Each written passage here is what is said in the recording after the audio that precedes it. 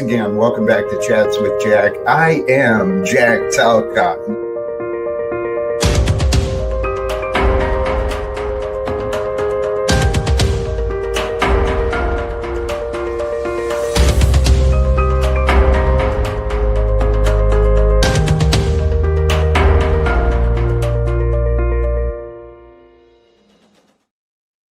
And greetings, blessings, salutations, and love. Once again, welcome back to a Sunday fellowship and chats with Jack. I am Jack Talcott, and I'm grateful, man. I'm really grateful for all of you swinging through already. GRV Productions, no, I don't hit my likes anymore. I invite and I encourage others to hit the like for me, but I stopped liking my own stuff. It didn't feel right for me. Marvin Lost again. Grateful to see you here. I'm proud of Truther Cop too, man. Christos, you got my mind going in a different direction here, man. Nuclear worded, the US may very well be. Yeah. Praise God, indeed. Greetings to everyone. Blessings to all of you. Thank you for joining with me today. Having a little fun, right? With the graphics, with the thumbnail. Why not? And what was that comment? Looking a little chunky in this graphic. You change your diet. Well, it's a little animated. It's close to real, but not quite real. Yeah, a little chunky, I guess, but the reminder from the scripture out of Matthew, just after the Beatitudes, right? Where Jesus really drops the hammer home. He reminds us, let your light so shine before men that they may see your good works and glorify your Father which is in heaven. And the reminder right before that is you are the salt of the earth. You are the light of the world. So shine brightly with your authentic flavor, baby, because that's what you're here for. You're here to shine and to bring the seasonings into the experience, the good flavors, not the bitterness, not the bite, not the whatever. We're here to bring the sweet fruits of the Holy Spirit. Allow that to guide us and to be with us. That way, the spirits and the flavors that we're bringing forth, they're sweet, they're patient, they're encouraging, they're kind, they're forgiving. These are the things that we're looking for, man. No notification. Speak to the manager. It is praise God. Praise God. It's something beyond us that determines what we get and what we do not get. That's what I've been figuring out. What was this? Stick around, Jeeps. Trump Israel rant. Oh, I'm like this close. It's like right there. It's just, yeah, I got a lot to say on Trump and Israel, of course, but hold off. I'm going to hold off a little bit and welcome Arctic Timberwolf as the Lord God in disguise, as the Arctic Timberwolf. The day for me has been a true blessing. I've received the day with gratitude. Peace, too, true surrender.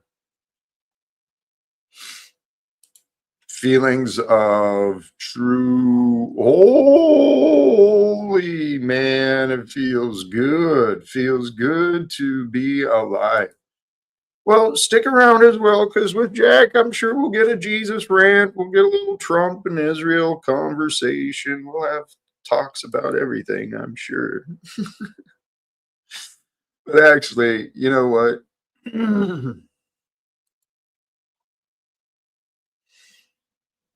You know what? I'm just going to drop the link. Whatever, man. To join the conversations with Jack today, please feel free. We will we'll see where the day leads. because it's Sunday evening. It's the winter solstice as well. There is a lot going on in the news and politics. We're coming up onto Christmas, the New Year's, right? There's all sorts of things going on. I've actually decreased. Swear to God. I do have a full belly right now. Usually I don't eat before the live stream, so maybe that's part of it. I did eat earlier today, but no, I've been you dropped the link, I dropped the volume. Hey, welcome Truther Cop. How you doing, brother? Greetings. I dropped an interesting link backstage I think you might want to take a look at. A little TikTok video. It's right up like, I don't know about the music though. You're not, I don't know. It was about these tech cities. Trump's putting out like they're going to open public land and bid off like 10 different tech cities. Like new cities they want to build in the middle of the public land.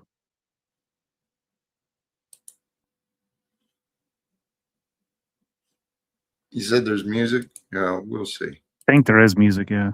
Watches, sneakers, trading cards, even his own currency to maintain his billionaire status. But tech billionaires like Peter Thiel are pushing Trump to go back to his roots and sell some prime real estate. Almost 1/3 of the land mass of the United States is owned by the federal government, with just a very, very small portion of that land. We should hold a contest to charter up to 10 new cities and award them to the best proposals. They're called charter cities, or Trump-branded freedom cities. A more accurate moniker would be techno-fascist city-states run like independent monarchies by billionaire CEOs, but it doesn't exactly roll off the tongue. It's also not hyperbole. That's the stated end goal for Silicon Valley's self-proclaimed visionaries that you've heard of, like Thiel and Elon Musk, and others you probably haven't, like Bologna Sranovisan and Curtis Yarvin. These freedom cities are the ultimate vanity project, coupled with legalized tax evasion. Here's how they'd work. The Trump administration would sell public land to some of his billionaire pals and charter the land so that it operates outside of regulatory structures and is exempt from taxes. Private city, unlike anywhere else on Earth, created by Silicon Valley minds and backed by wealthy investors who believe that governments don't work, so they made their own. It's essentially a fiefdom, where the owner of this town would control everything as a little mini monarch. The townspeople would have a place to live, a job, and there'd be little shops and amenities, but all profits go back to the vassal. And that ruler has a final say in what the laws are, total control of the privatized law enforcement, and is the end-all be-all in regards to how their new society would function. One of the main goals of these freedom cities... That's a great question from Jeeps there. I think that's the biggest thing here. It's is not just so they don't have to worry companies about all like BlackRock, like how does a corporation own land?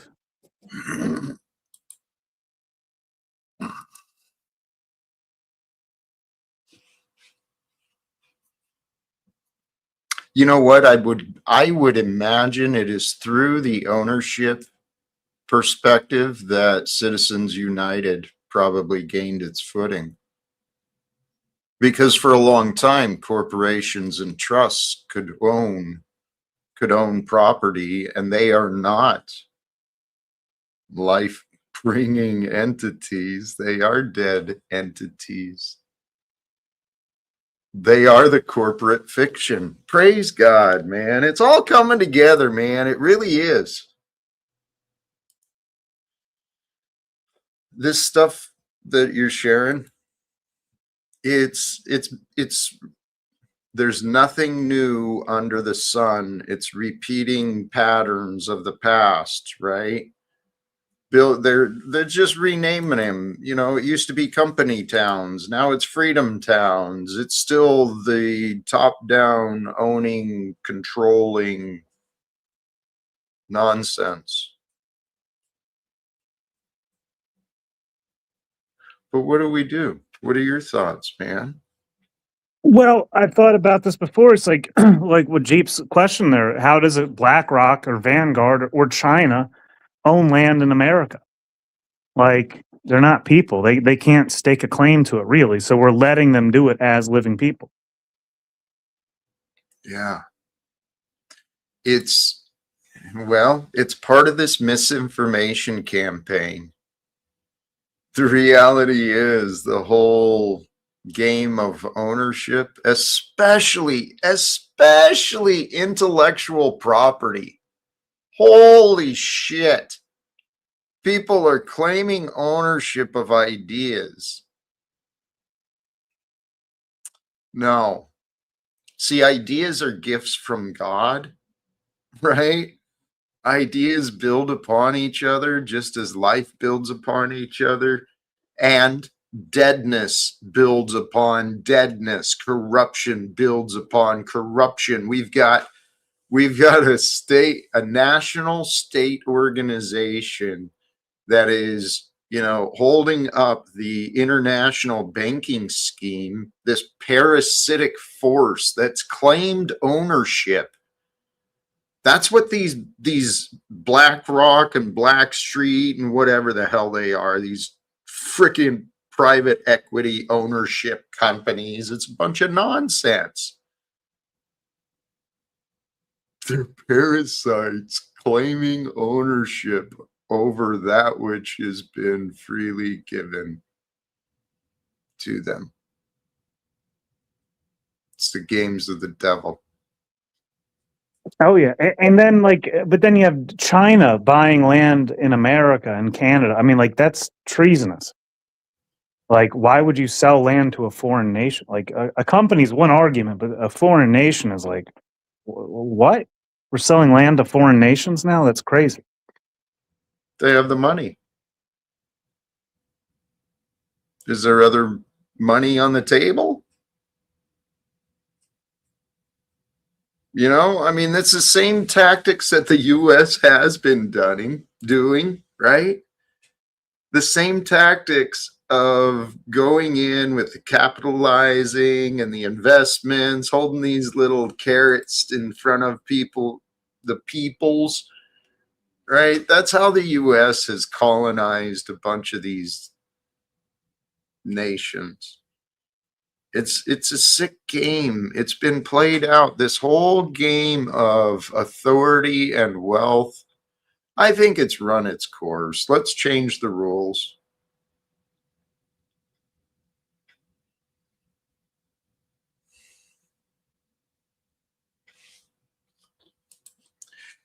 Nobody owns anything except what people allow them to get away with, I guess. I don't know.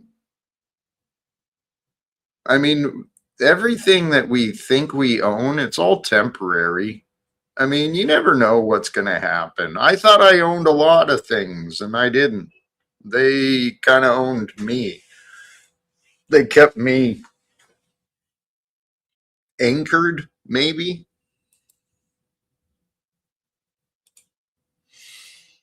Yeah, Slick Rick. If it's not the same name, it's the same archetype. It's the same energy of parasitic, extraction, BlackRock, Vanguard, Rothschilds, right? It's all the same thing. And you can throw Bill Gates into that. He's kind of following the pattern, and he's not alone. So many of these corporations and so many of these wealthy individuals have been following the game structure laid out by the Rothschilds and Rockefellers, right? Creating these dynasties and the philanthropic organizations. Oh yeah, that video continues on about I think philanthropic organizations will. Oh wait, oh no, it's a different one. No, there's two different things going on. Well, actually, the other one's kind of interesting because Trump did make that a program that starts like a federal bank account for all citizens. Like now, whoever's born, I think 96 or something, they get $1,000 into like a savings account that's supposed to build value over their lifetime. That was a different one I was mixing it up with just there. Philanthropic organizations will donate. Such a corrupted term. Yeah. It's the entire money system is built upon deception. it may have had some good uses, right, for convenience and organization, but we're at a point, seriously, the way that, guys, we can look at the world any way we want to see it. The facts are what they are. There's been some long played strategies and plans that some very selfish and cruel people have been working together on, right? Plans that started over hundreds of years ago, before you and I were born, but plans that were in the direction of global ownership, global control, worldwide domination, right? Because once you've got all the money, what's next? More power. Duh. It's that simple, right? You create a tool like that, and you're gonna create these globalist identities, right? These people that want to manufacture consent all around the world, and they want to be worshipped and be seen as the ruler. But none of these people have any. They have illusions of power. They have illusions of control. Everyone in the state, everyone in any position of authority, any position of wealth, it's all illusions of power, illusions of control.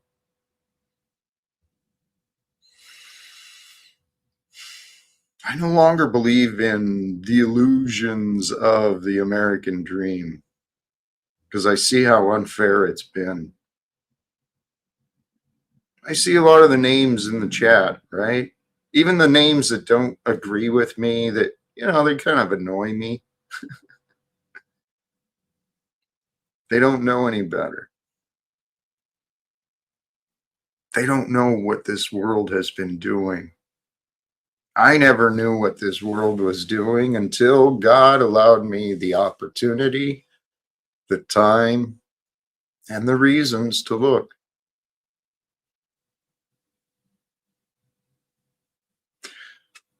So back to where I was going, sorry. There's plenty of evidence that some long-range plans have been executed. Real life conspiracies. It's not a joke. It's not a cuckoo idea. It's a reality. We live in a world filled with liars and secrecy. Hello. It's part of the game that mankind decided to go along with. So we can see the patterns. We can give all the power to the controllers, to the opposition, to the ones who had the power. Or we can keep our mind and hearts focused on the future that we want, the one that we believe, the one we believe we want. The future I believe we want is a world filled with peace, where we've truly overcome this corrupted money system, like the Star Trek adventures. They didn't rely on money. They just used technology and cooperation to get shit done.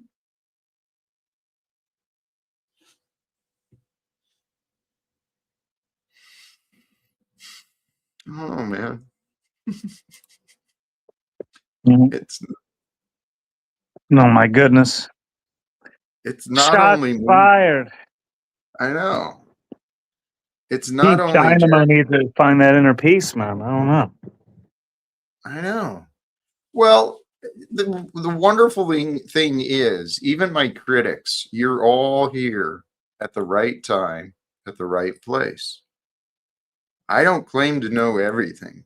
I do claim to be devoted to God, devoted to peace, right? Ending wars. And it really is. It's as simple as that, guys. When I say I've been practicing surrender and deepening my surrender, what that means is finding a stillness within my mind, within my being and my body, right? And then expanding that stillness so that I can know my being is here and now. Be still and know. And when you know, your mind stills. Your heart isn't racing, searching for answers. It's all in a deeper truth.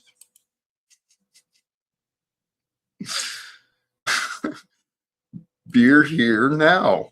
I could live with that too, man. Who is this guy?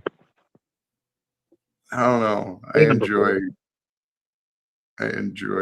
before. Burgess. What kind of fell behind? This again, Berg is official. We can't see through God's eyes until the raging waters of the mind are stilled. That is beautiful.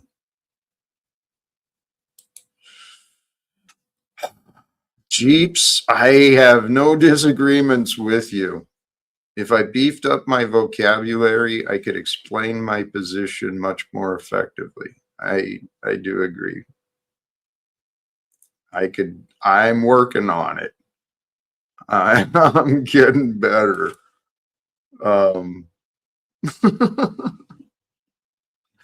Here, was there more of this?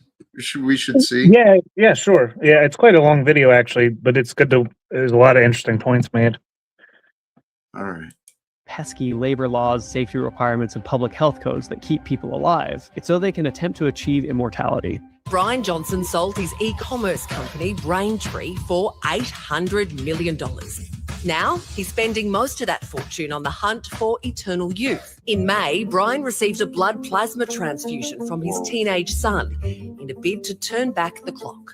Seriously, there's a growing sentiment among Silicon Valley's upper crust that immortality is achievable, whether it be digitally by preserving someone's consciousness or physically through advanced biotechnology. And they believe the only thing holding them back is troublesome regulations that prevent the type of innovative and very eugenicsy scientific experiments that made 1930s Germany thrive. But if they had their own private towns with their own private hospitals and their own private guinea pig citizens who are reliant on them to survive, sky's the limit. The end goal is to balkanize the United States into technocratic city-states so billionaires can have total control and obtain immortality so they can rule forever. But they're... Yes. This is exactly what Elon Musk's grandfather was about. The technocracy, right? Mm. This game plan it's actively being laid out, rolled out right in front of our faces. Got Snafu in the back who pays attention to these things, but people don't listen to the people who pay attention to those things. Yeah, I mean, Snap is definitely on point when he comes to that stuff. He's like, I don't see anybody harp on that more than he does. Really. I mean, other than maybe the machine lies, but, I can't give him too many props. He's being an asshole. Well, this is the thing. We are all on this path. And here, all of us can get into this idea of love and ending wars. There really is no downside to it. There's not. There's no downside to more love, fewer wars, right? The lesser conflicts, the lesser disagreements and arguments. It's so much better. But the world we live in, people have gotten so accustomed to fear and anger and hate. People will enable each other's anger and hate, saying, oh, yeah, you should be angry. Remember when they did that to you? Remember when you did that and they said this? Oh, you should get so angry. How do I attract this?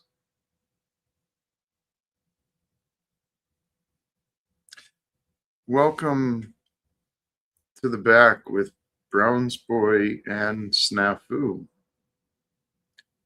What do I do? Browns Boy, what would you do? Oh, I just got here. How you doing? How are you I'm today? good. I'm good. How you guys doing? Feeling blessed. Doing all right. We we were most recently just reviewing a TikTok discussing how the billionaires and the tech boys are kind of taking over the world.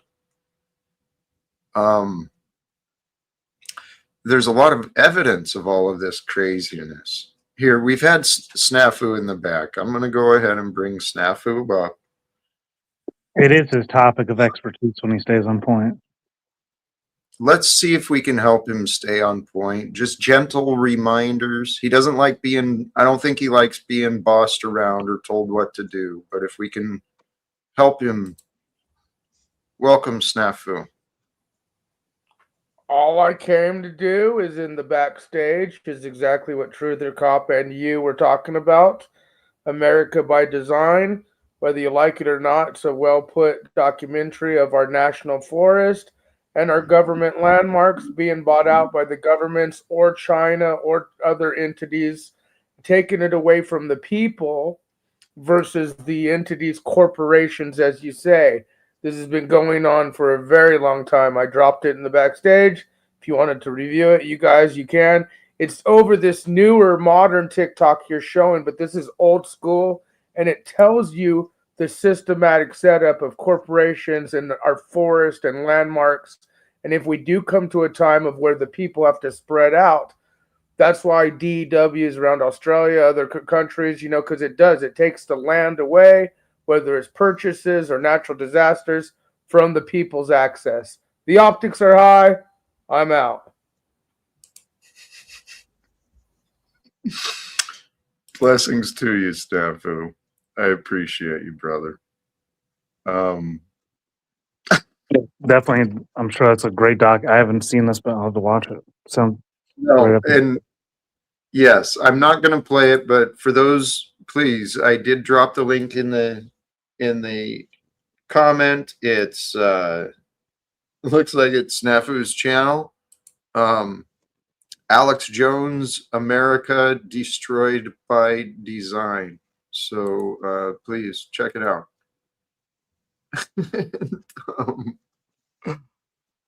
Holy cows. But you know what? The reality is much of today's society, without the term being derogatory, many people are kind of like sheep. They're just going along to get along. Bad. Oh, Fox News. Oh, CNN. It's like, what? You're not making sense. You're not really speaking. What are you saying? Bad. Bad. Everything is bad. And it's like, what? What are you doing? Anyone else see that, or is that just me?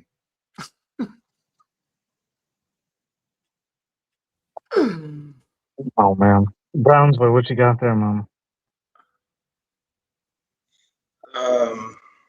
People don't have a choice in a lot of the technologies that are handed down through this thing called rollout theory, where they have 10 to 15 plus years of technology ahead of what's in public use. We're talking about DARPA, and the information collection agencies and stuff. And so, yeah, people don't have if you want to get places, man, you got to have a car. Nowadays, a lot of people got to use GPS. And there's actually, that's why they have to make it trendy so that people will believe that they need a lot of these things.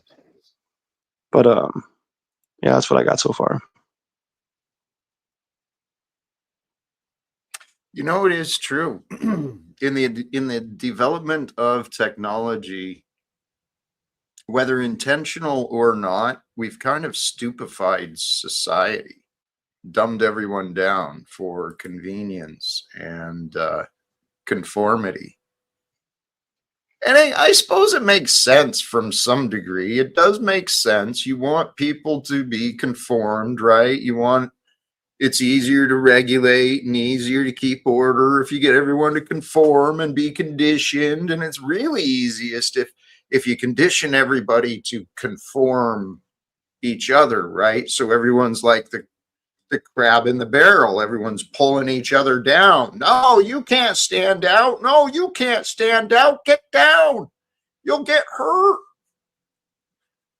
And in the meanwhile, the people who actually know the difference between reality and bullshit, they're like just pointing at the crowd saying, wow, what can we get them to do next? What kind of lunacy could we get this group to believe in? And could we get this other group to believe the exact opposite of what they believe in?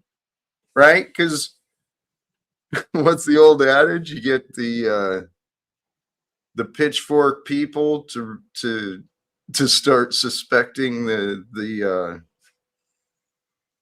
torch people, and next thing you know, the whole the whole mob has been divided.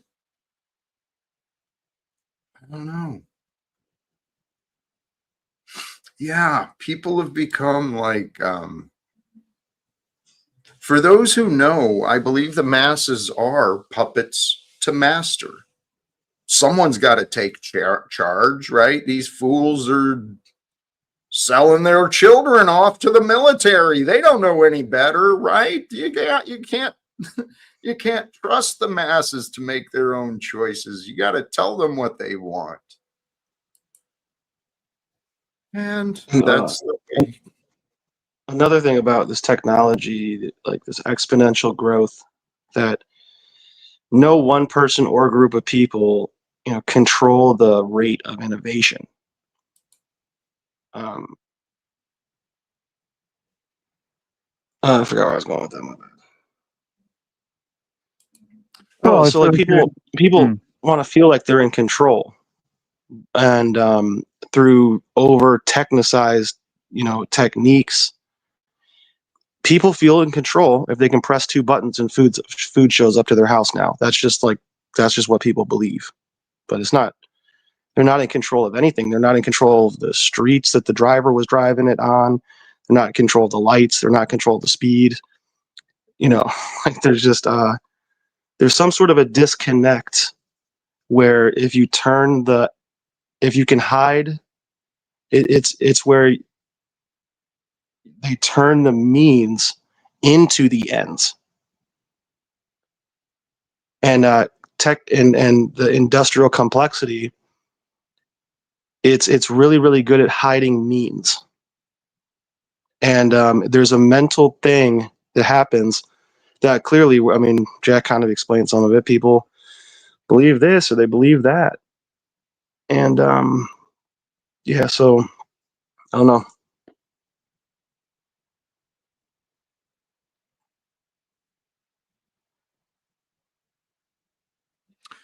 The spiritual warfare, the battleground in the arena is within our minds. The answers have been given to mankind generations ago, but the masses didn't take it seriously. But I believe it's becoming time because the ancient knowledge it's becoming more commonly shared.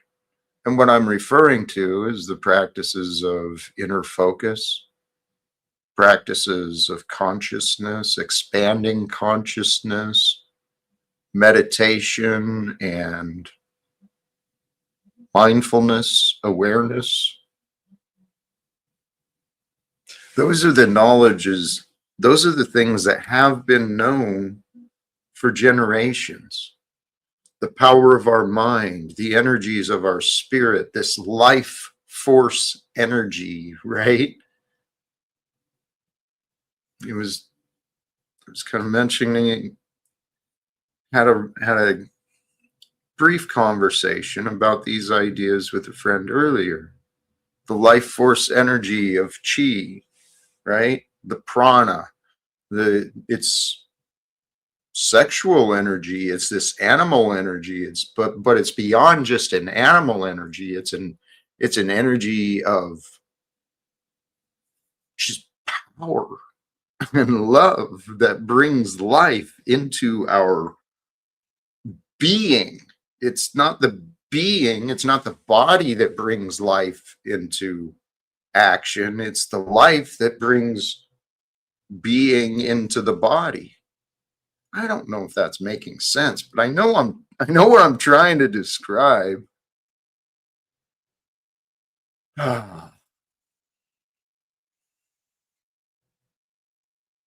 There's infinite ways to describe the indescribable. So it just is like because it appeals to people in their moment, like when they need it. Like, you know, yeah, that direct experience. Like it has to correlate to you directly. So there's no broad generalization of anything, really. I'm sorry, man. All these people with all these labels, dude. Oh yeah. She's not new age crap at all. Unless maybe I don't know what new age means to you. What we're experiencing here is not honoring thy mother and thy father and the ancestors, because chi is described by our ancestors. Like it's how they captivated the incapturable for a moment. Like to deny that is to deny where we're from. Like it's foolish to miscategorize information like that. Right. It's all, you know what? It's all ways of trying, yeah, infinite ways of trying to describe the undescribable. It's the truth, man. No, man. It's Low down. Get your ass up here, dude. You do it better, bitch. What the fuck? it's is garbledy a word? True to cop?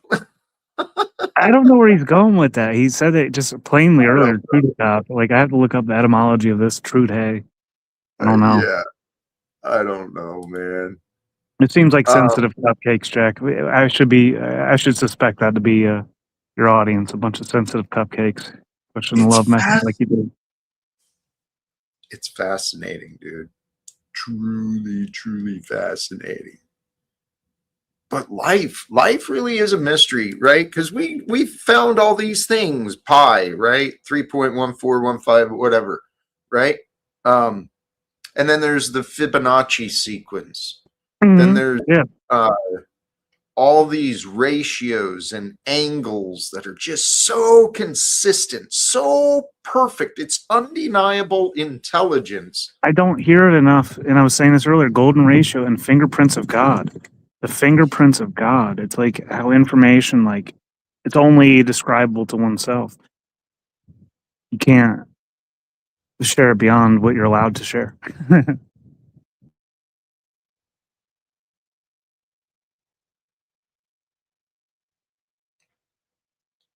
That sharing. There's a lot of subtleties in sharing. Yeah, chi just means energy. We are energy. Life force resonates for me. That's what I figured. When I really started thinking about what Tesla said, what Einstein said, what so many others have said, energy, frequency, vibration, right? Think in terms of frequency, energy, and vibration. That way you understand the universe, because each moment is just a phenomenal experience of time, right? And each moment of time is just a perception of change. We are the observer and perhaps the function, the instrument of the change we experience. But change is the consistent. We are not as consistent as we like to think, and we're not supposed to be. We're not supposed to be so predictable, so routine, so attached to the same things, right? We're supposed to be here to grow. And to grow means to be free. To be free means you might make some mistakes. You might stumble a couple of times, but that's how you learn how to be free. The problem with being able to write your own life, it's infinite possibilities to describe the undescribable. Low down, go fuck yourself and get your fucking ass up on panel if you got something to contradict that with. I'd love to hear it. Jack and I would love to hear that. He's just picking over words, I think. Because he says, I like the necessity He's of probably picking his nose and eating his boogers too. scientism and technocracy. I don't know. Oh, can we finish that video out? Or try to? Sure, man. Sure. Right, because I gotta get off here in a minute, but I think that's a good time mark to get out of here with when we finish that. Is a way to stop these sort of efforts in their tracks and redirect those funds to actually benefit society by taxing billionaires. And if that sounds like a crazy idea, watch this video again and let me know if that's truly the most outlandish idea that's been mentioned. The President of the United States. Oh, that was it. That was it. Sneakers, cards. Yeah, he's got, dude, he's making, dude, he's, oh my God, I don't even want to say what, because I shared this link with some people. And the reactions, dude. Oh my God. They're like, I want to live there. It's like, oh God, dude. They say they want to live there? Yes. Well, People don't even like Trump. In fairness, I could get into I imagined the benefits of living in some, futuristic techno city where everything was controlled and given, and I could get into that idea a long time ago. But now that I know a little bit more about some of the people behind the money strings, yeah, no. It's time for some disruption, I think. Anyone else up for that? Well, you got to be able to like stand on your own square and like know that God is with you as well, to be able to tell your own story strong enough to impact this dynamic that's unfolding. Like, that's it. And then also, like, it's not going to show itself for years. The work won't even show itself perhaps for years, decades even. Like, you got to be willing. So it can happen like that, Jack. It can happen to people. It can. You got to be willing for that, right? Because that's truly the sign of a wise man, a good man. You plant a tree that you'll never enjoy the shade from, right? You do good for the greater community, for the future generations. You may not realize the effects of your efforts. And I am prepared for that. I really am. But on the other side of that, dude, part of my belief system that we are experiencing this fulfillment of prophecy is that we're experiencing a quickening. There's a quickening in the changing that is exponentially revealing the apocalypse. It's all coming together any day now. Science describes the undescribable in that fashion as the singularity.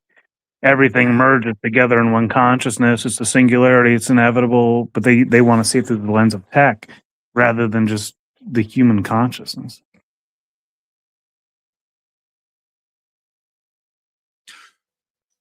Okay, there's the potentiality to go singularity towards the tech, and there is also still our opportunity to embrace the non-duality. Non-duality is another form of singularity. And I'd love to hold hands and talk with Trump about some ideas for peace, man. Why not?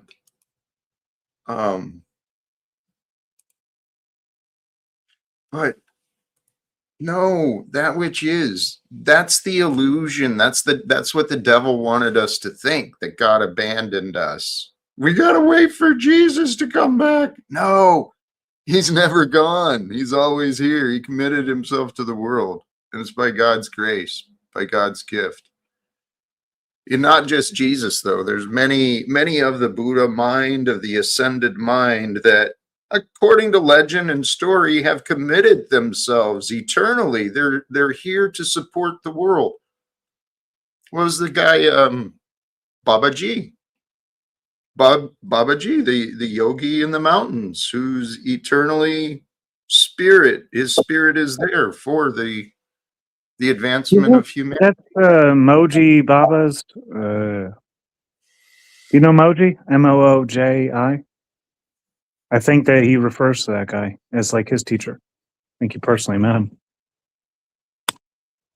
You've never seen Moji, dude? He's awesome. Muji, basically. Is he still alive? Muji? Yes. Yeah. Yeah. Yeah. Oh, Baba G was his apprentice or his mentor, I believe. I'd be very interested in learning what he shares.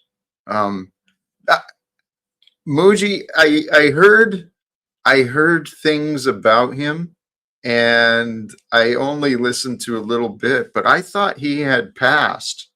And so I didn't give him as much attention as some of the people I knew were alive today. If he did, it was very recently, within the last No. year. No. Yeah.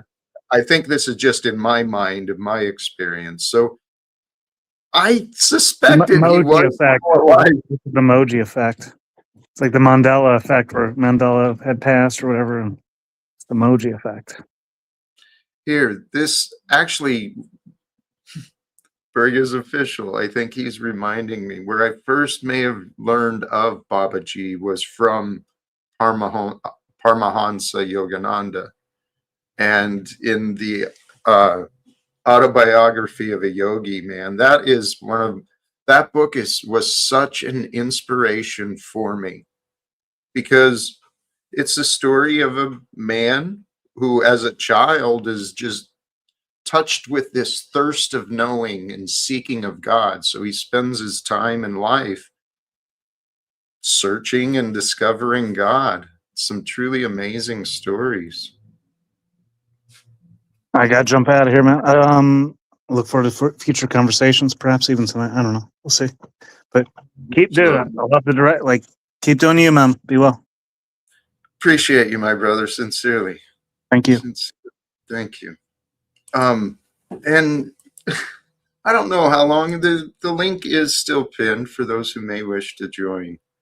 But this is what I understood is we've got these spirits of consciousness, these devotees to higher consciousness and enlightenment, on behalf of mankind. They've devoted themselves for the greater world. And I actually envisioned that myself, right? When I heard some of the stories of, perhaps I might be misremembering, but a general idea of the Bodhisattva is one who has, if I remember right, achieved a certain sense of knowing and enlightenment, and yet they're devoted to helping raise the energy and the ascension of all of mankind before they continue. I understand that's likely what happened with Jesus and many others who came before and after, right? And I felt that within myself. Once my mind started opening up, once God allowed my mind to start to see beyond my darkness, and I started seeing the world more from the eyes, trying to imagine, what would Jesus see? What would Jesus want? What would Jesus say? What would Jack want, Jesus to see and to say about Jack? What would that relationship be?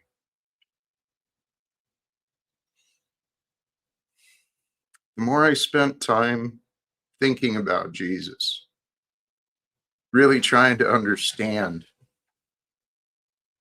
I do. I think I do understand why he made the choices he made, why he said what he did. It makes sense. His love for God, his purpose, and God's will for him was that he lived to glorify the Father. So if you believe in Jesus, then the intent is to believe and to trust in the one who sent Jesus, right? To the Father who is in heaven. And Jesus is like that ambassador in between for us, right? It's united there in the heavenly ideas with purity, with divinity, with holiness. And yet, there's actually no absence from that and you or me, because the holiness actually envelops and maybe allows all things to come into form. It is through God's wholeness that the universe, the one, right, begins to form. And you and I, we are aspects, new aspects of this universal happening, this process of creation. We're not things, we're activities. That's what all time is. All time is just activities of change. And I do believe that it is very likely that based on the signs I've seen, the interpretations I've heard from others, not hearing voices in my head, although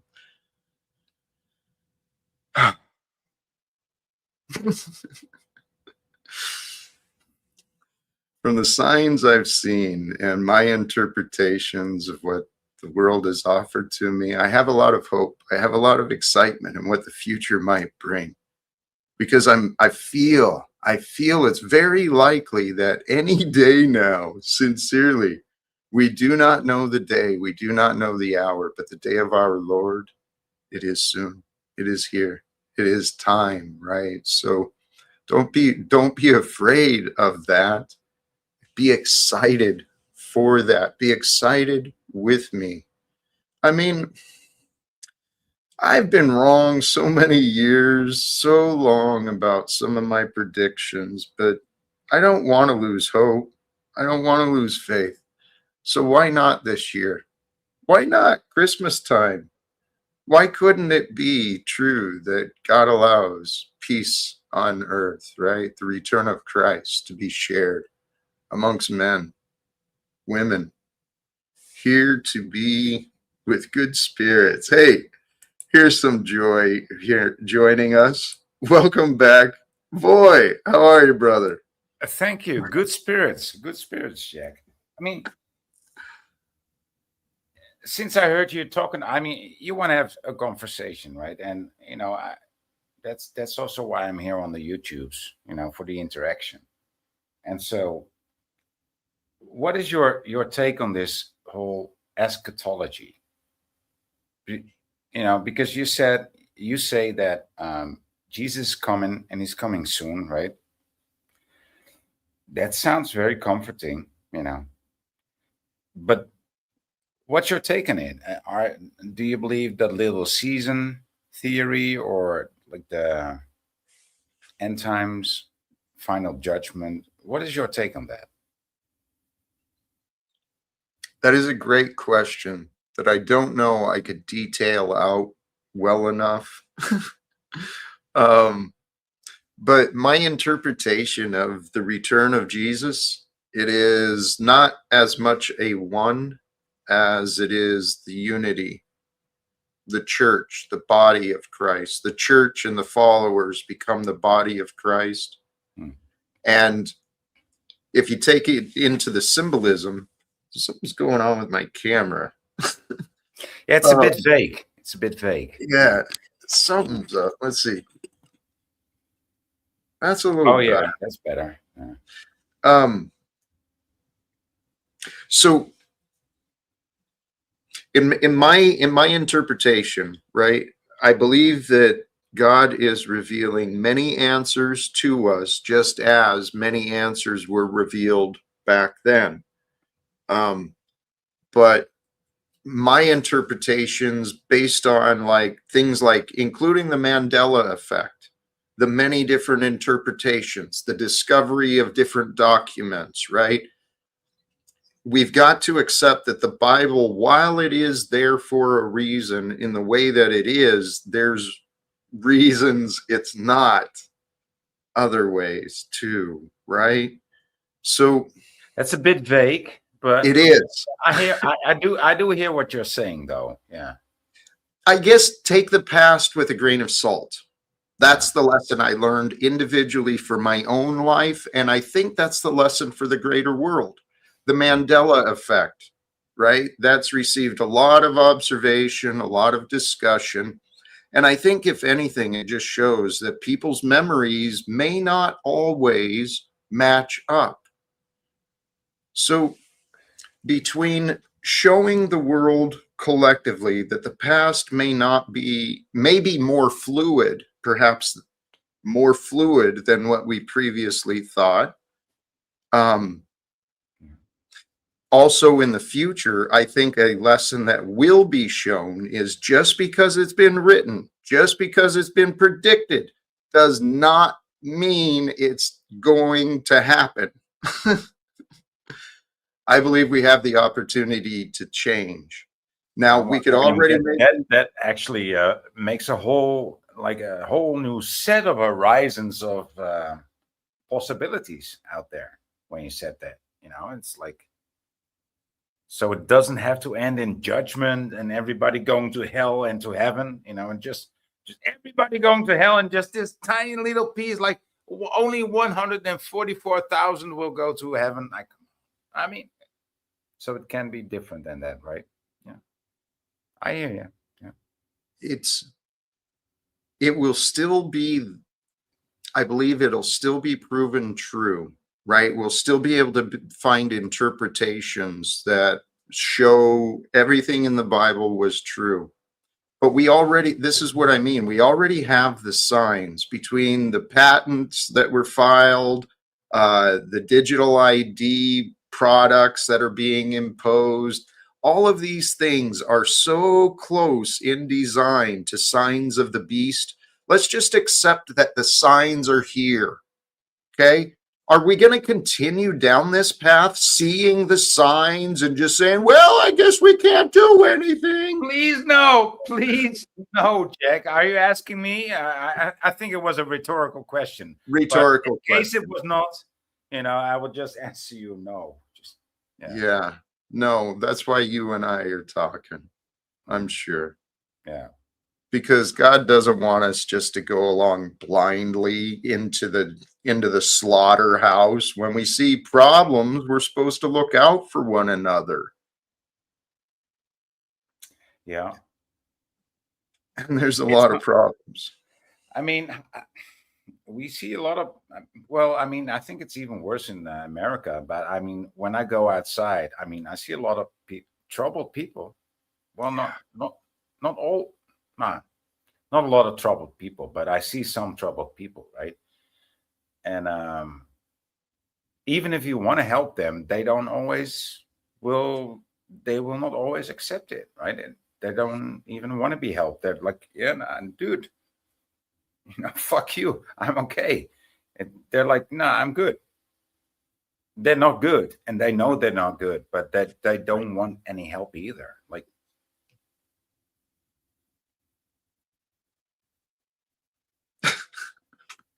I'm sorry. I got one of the chats inappropriate.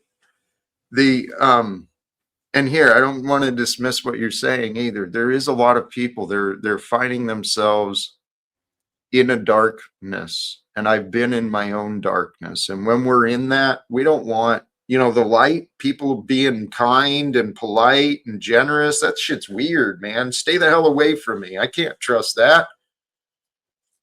That's actually how I got to know Americans.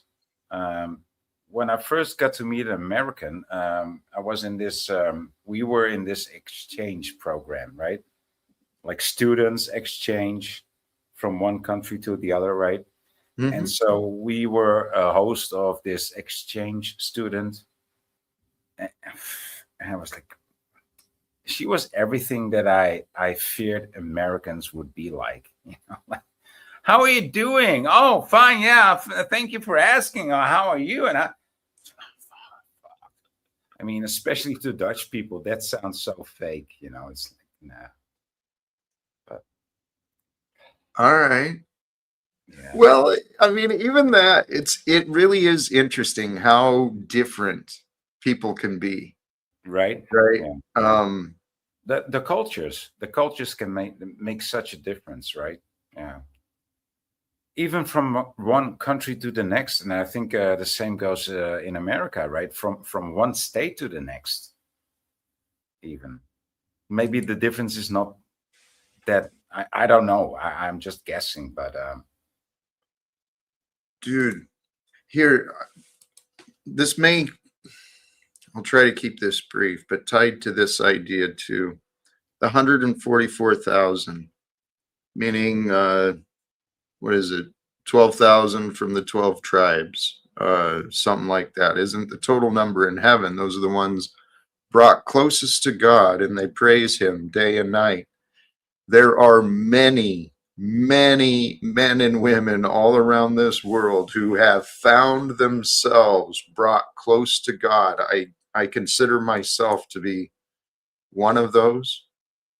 It's God is on my mind and my heart all day long, every day. And when I started down this path, I remember hearing other people talking about that. And I was like, that just sounds crazy, stupid, inefficient. What a waste of time. Yeah, here I am. God's on my mind a lot. But well, if this, yeah, I mean, one and 144,000 divided.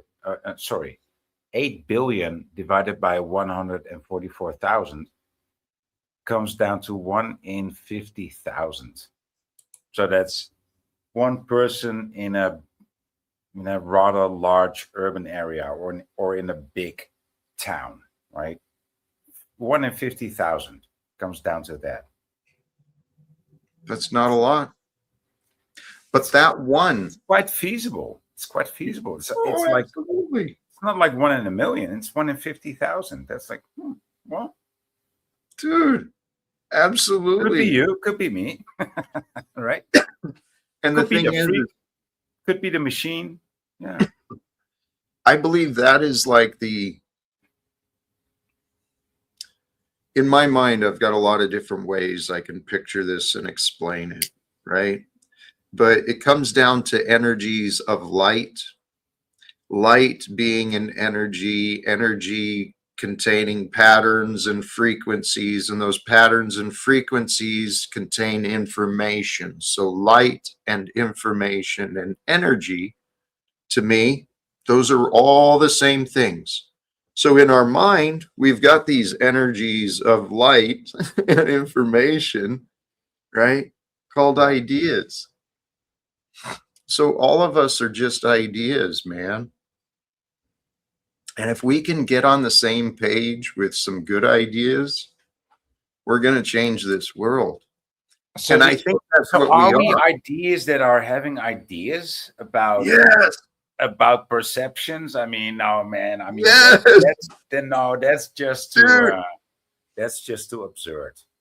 It's like, Dude, I think that's it. Go, because yes, we're not the ideas.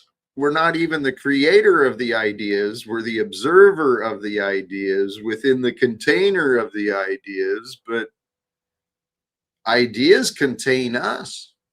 So I have this idea that we're in the mind of God, and each of us are just like these little neurons that flicker in and out of experience. But if we connect together, we get enough of the right neurons connecting together, the right ideas connecting together, man, we're going to change the world. dude, I thought I was a fucking atom, but now you tell me that I'm a neuron. Like, well, okay. Hey, what's up, guys? Hey, dude. Welcome to you. Mega Bloodbath Debates, aka Breakfast Tacos. How are you, my friend? Doing all right, dude. So I was listening to this and I heard some math going out. So I went and I double checked his math. So there have been about 117 billion people that have lived on Earth, and 144,000 divided by that is 812,500. So you'd have to be one out of 812,500. That's based on The amount of people that have all lived. humanity ever. Plus, you have to account for all the children that died while they were developing, all the fetuses, all the young children, but like all the fetuses that aren't going to be counted in that total. Most theists would say that those guys would go to heaven too, right? And so I don't know the number of fetuses, but I do know someone who has calculated that, and that would be way more you than can't take them into account 144,000. because they're already in heaven, right? I mean, Well, no. If there's 144,000 yes, spots, you have to because we're account for talking each Bible spot, here, right? We're talking Bible here. So Yeah, exactly. yeah, so the children are already in heaven, so they cannot be part of the 144,000. Oh no, because they were in the womb. Yeah, all the innocent souls are already in heaven. If you think they were a soul in a womb, then they went to Earth and they went there. So a lot of fetuses would be left out, and you've got 144,000 spots. Otherwise, the your young children, position all of them, all the innocent ones. You how know, about that's it's just like kind of the leading group. It's not the end all or the totality of it. there would be billions in heaven. there is Well, billions in heaven. Yeah. There would be billions of fetuses in heaven. No, And let's just say that there's no. let's just say that 144,000 grown adults get in, right? Okay. 144,000 grown adults and then billions of fetuses. Souls.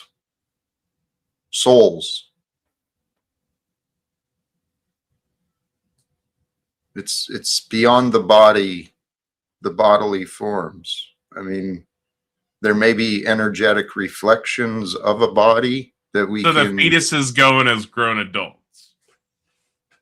Well, considering that time is only real to us in this physical matrix, there's no age. There's only being. I mean, and that's what I think this paradox is for, is we are God, I can take this. Well, here's where I see it. I see us as non-existent beings of perception and consciousness. We are ideas that have ideas about thoughts and feelings. So you think that we are ideas in the mind of divine God monster?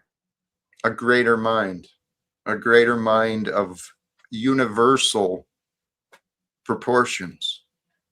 So I know when we debated, I presented an argument. All minds are in, all observed minds are in virtue of brains. Therefore, all minds are in virtue of brains. I don't see how you get to some like non-physical, non-brained mind. I think all minds would have to be brained, right?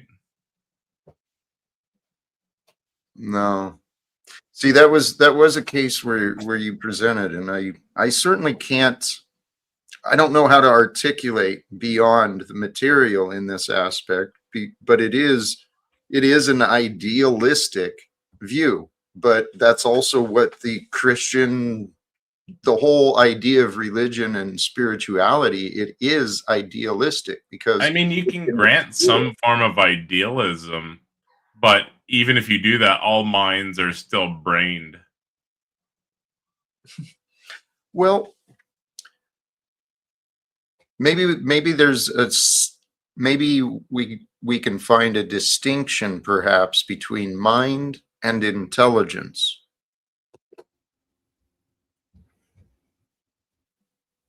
Probably has to do with the brain structure. I find there's an But the mind is the brain, right? That's the point. Yes. Hey, I want to welcome the Jubilee. It's been a while since I've connected with you as well. How are you, my friend? Blessings. Oh, I'm amazing and horrible. I just saw Frank in the comments. He's one of the most recent human beings I have talked to, and I haven't talked to him for about 2 weeks when he came to visit me on my channel, which was lovely. Maybe it was even 3 weeks ago. How are you doing, Jack?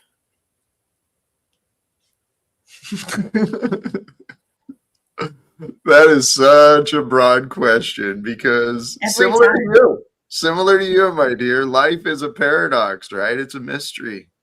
How are we doing? I don't know. I feel like it's less and less a mystery to me, and I'm feeling more and more angry and isolated because nobody wants to see the mystery I'm seeing.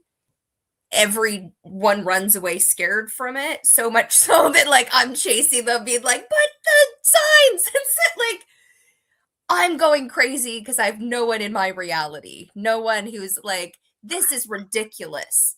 And this is Bob why Reiner and this being is why murdered by Jack's Nick channel Reiner is on the such a same day good the Bondi refuge. Beach massacre happens on Hanukkah after everything that's unfolded, and Bondi Beach is where I was on 9/11. Anyway, I always sound crazy when I talk about it because everything I say has like 15,000 branches that are like, right, Keanu Reeves and Jim Caviezel and so many fucking. I figured out I am a coincidence magnet, and I need someone anywhere to understand that and have empathy and join me in where I am. Just breathe for a second. I don't need you to tell me what to fucking do. Okay. Sorry. It's like, although I probably could use a breath. So I will. Please do. Please. But I really don't need anyone telling me what to do. Well, I mean, we are in the manosphere. We're fringe manosphere. So we're pretty much a bunch of guys telling each other what to do and how to live. I know, and I actually really appreciate that about this space. Just me as an individual. I'm just trying to keep it real, you know. Absolutely. So when I'm here, I'll just take a breath when that happens. But where I am in life is like, no, we're not the manosphere, though. We're not the manosphere. I was just joking, but then again, but like men getting together and growing and sharing and having conflict and growing and sharing, and it's one of the things I really appreciate about Jack's channel. I think that's what it is. Yeah. You know, with you, Jubilee, you and I have a lot of similarities and some glaring differences too, obviously. Absolutely. But seeing you here, you're a reminder of me. I do apologize. I've seen you and I've been so overdue. I've said it to myself so many times. I need to go and reach out to Jubilee and at least say hi, see how she's holding on. I'm at the space where literally the only place people can join me is on my channel when I'm live. That is where the creator has put me. That is where I am. Anyone misunderstanding why that is any other way is not understanding the creator's plan. But I would love to have you anytime I'm live. I also have the same feeling. I'm like, I want to go visit Jack. That sounds like a Penelversian. That sounds like a Penelversian personality, Jubilee. Which that means you're in the Penelverse, you know. Right. No, I am and I'm not. I enjoy the Panelverse. I enjoy. You don't want to be, but you are now. I want to have a you Panelverse. Just defined yourself. You just on my yourself. channel surrounding the signs and symbols that lead to world peace. Oh, well. Talking about movies and TV shows and world events that lead to world peace. Yes, Jubilee. And I'm in the angriest, like I up and down, like it's like right. I have zero capacity to not yell at someone I just met. MBB, sorry. We're like, no. It's crazy. Certified. If I was promoting world peace, I would be much more chill and Yeah, you're not the accepting the Jubilee. You're not people the being Jubilee. friendly You're not the to Jubilee. them You don't know what's going on. and That's the whole effing offering point. Sorry. somewhat funnily timed words of wisdom as a joke. You would, especially if I was going for world peace. You know what I'm saying, Voy? Right. I'm not doing something in a way that it looks like would be what you would expect. I am living out God's plan. So what it looks like is what it is. Oh, well, I see something here. I definitely see something here. It's a yes and because Jubilee, I do think another similarity, something I've really had to work on is how I communicate. Because you're right, you got it. Share a story that like I am where you were when we met, and I was like, you're angry. You need to leave the internet, not come back until you're like a peaceful human being. And I'm like, no, I'm just gonna get angrier and angry, like I up and down again. It's not that I'm angry and living in anger. It's that there's like no capacity or want or need to hold it back because it costs too much. It costs too much to do that. So it's like, right, no, I'm a like snapping dog in a leg hold trap. I need someone to rescue me. I acknowledge that. Everyone being like, until someone comes and does that, it's going to be up and down. It's going to be acknowledging I am where I am. And anyway, that like, where you were is where I am. And yes, acknowledging it, but I'm not looking to be any different than having people join me in the signs and symbols of like what I'm experiencing, which is the uniqueness of, and I know Jack again, you're like my what's the word? That's part of it, is like my inability to speak about things I want to speak about. When I first met you and thinking your post office story was mundane and you therefore weren't Christ-like, and not understanding until I had my spiritual awakening how profound your story was, and I could see the delusion of the postal system and the system itself and the military complex, and more from your side. I saw a lot of it before, but not from your side. And I'm experiencing the weirdest, most unique coincidence magnet like there is no breathing until someone comes and is like, right.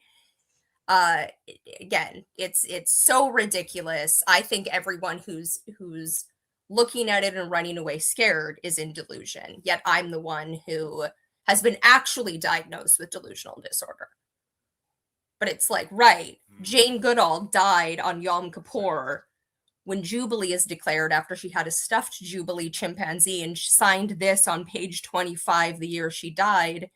The Pope that was elected this year has my brother's birthday, same as Nick Reiner. Like, that's just in the like last little bit. But what does it mean? It means I'm the Jubilee. And I know how to save the world, which is why how we met was like, in the world peace space.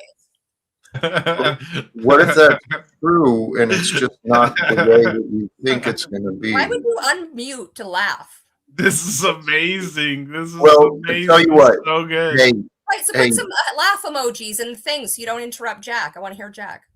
I don't know what I love Jack. Jack's awesome. Jack and I are good friends. This is just a spectacular turn of events.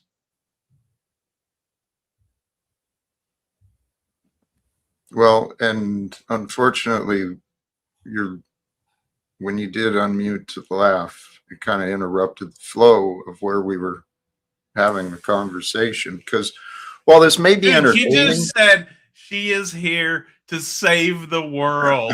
And right? She knows how to do it. Yes, bro. Right? I know. She just said you don't. Right? I know. Conspiracy theory. You want to react? You want to? I'm the Jubilee. I know how to save the world.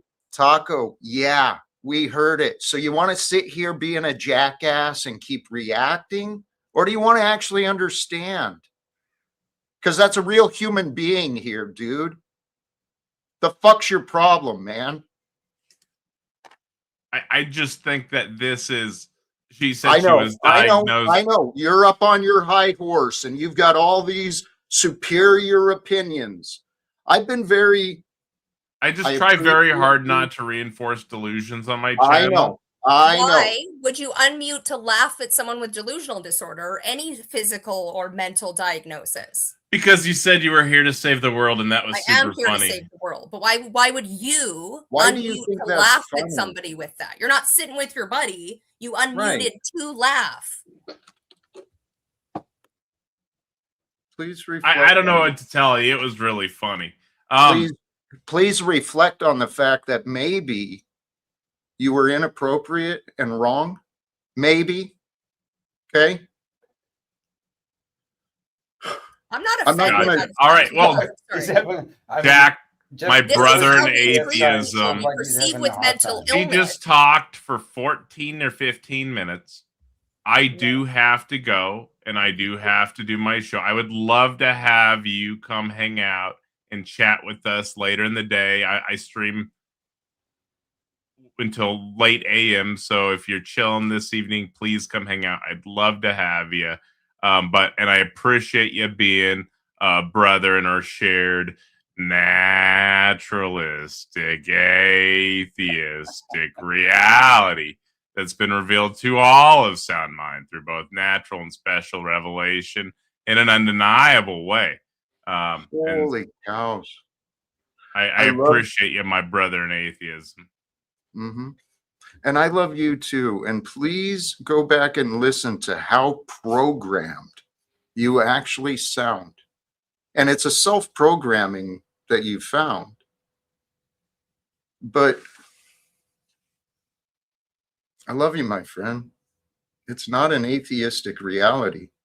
We are here to change the world. Yeah, and there will be a jubilee. What's that? Oh, I was saying it is. You can just look at the trees. Okay. So you say. Yeah, trees are only possible in the atheist presuppositional apologist worldview. Just because you make those claims does not make it factual. I mean, we had a debate about this, and you accepted all of my arguments, including my argument from trees.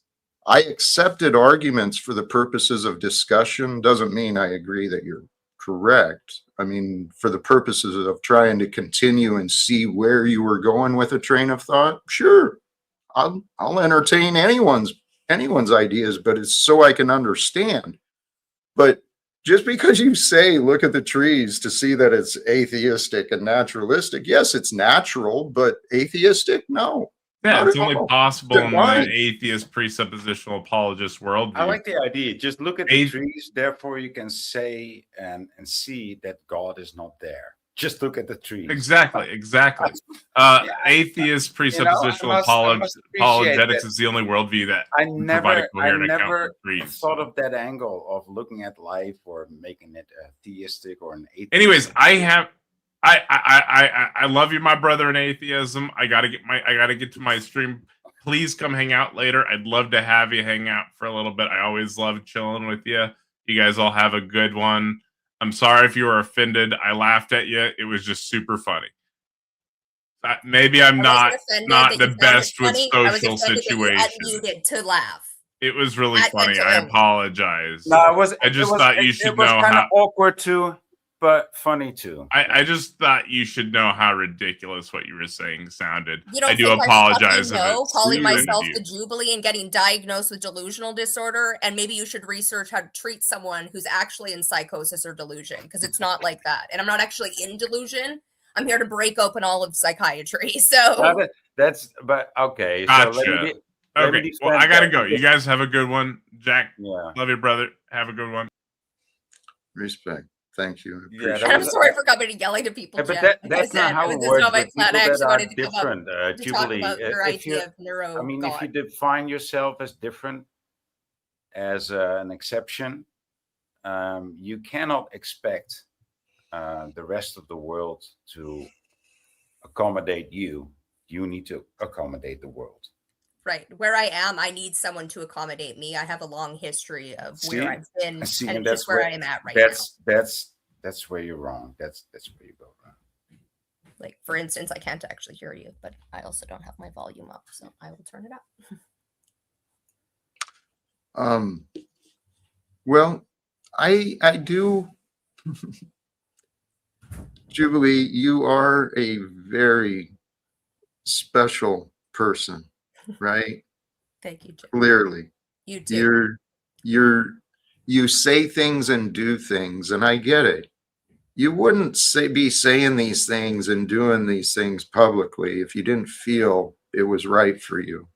You're not you're not delusional. You've given some thought. You understand the risks and what you're saying. Um, what I do encourage you, though, something I've had to realize, the things that I found in my mind and heart, right, that feel right for me, it hasn't always come through the way I thought it should or the way I thought it would. And so to protect me from keep me from going angry and nuts,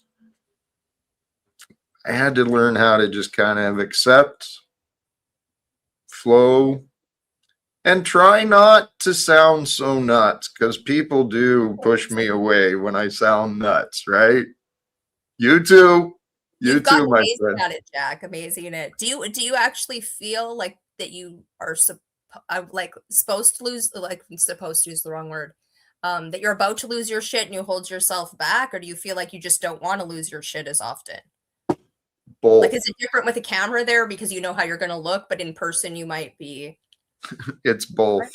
It is both. Admittedly, I've noticed that. I've got I've got some people who have been kind enough to call me, right? I'll say him, Snafu, Scott 2B especially, because he's a nice Snafu was guy. kind. Okay. Well, Snafu is not as nice, but the point is, yeah, I'll be more quick to raise my voice and yell and curse at someone if I know I don't have an audience. I realize maybe that's something true about me, but the other side, Jubilee, is what you said too. I can feel it coming up, and I don't want to react. I really don't. I don't want to get upset. I don't want to say things I regret. I don't want to feel foolish. I've done that enough. My path has been teaching me to kind of give up.